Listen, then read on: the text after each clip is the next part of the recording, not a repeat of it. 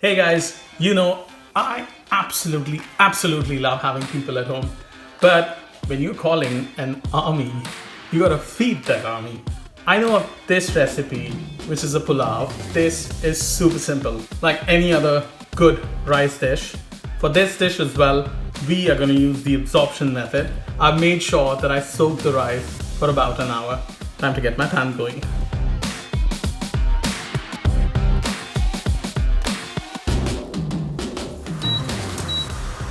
I'll get some of my dry spices in, bay leaves and cumin. Let the cumin roast a little bit. You need to get your cumin really nice and fragrant. Cumin is nice and toasted. We're now gonna add maybe a decent and a half dollop of ghee. Now, the ghee needs to just absorb all that wonderful goodness of the cumin and the bay leaves. Now the ghee is nice and hot, the cumin is frying in it, I'll add in the peas. What you should not do is overcook them. So just give it a nice little mix in there in the ghee and take them out. I'm just gonna fish out these bay leaves and put them right back into the pot, and I'll save these peas for a little later. Just gonna take half a teaspoon of ghee, and now in goes the rice.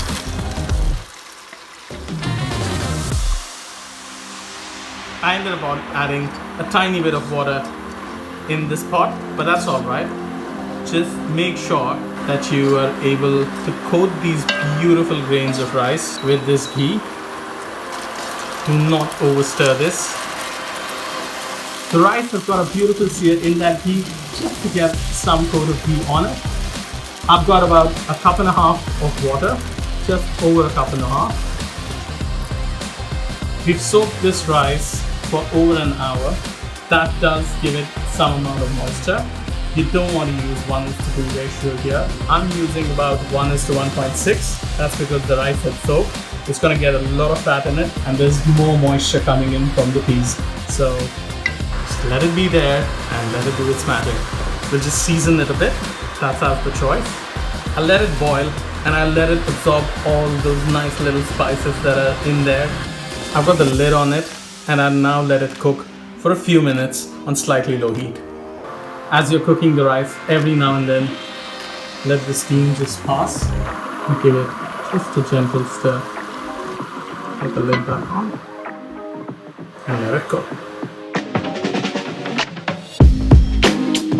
The rice has been cooking for a bit, and for that last part, you must cut the heat, cover it with a towel so that it absorbs all the excess moisture, and the resulting rice is incredibly nice.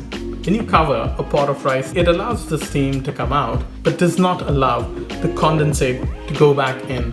That way, you're able to control the amount of moisture that goes into your rice by using this method. The rice has now been cooking for a good few minutes and has been cooking on dum, which means steam, for the last 10 odd minutes. Let's see how far we've gone.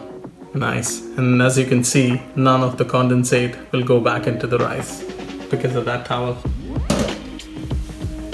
Beautiful. To fluff the rice up, gently turn it on the sides. This step is needed just to fluff it up and to make sure that it does not stick. Add in those peas and then just ever so slowly mix it all in. This incredible aged basmati rice has a bit of texture of its own, and together with the vegetables, it's a vegetarian's delight, and you'll feed an army. That looks done. Let's taste it a little.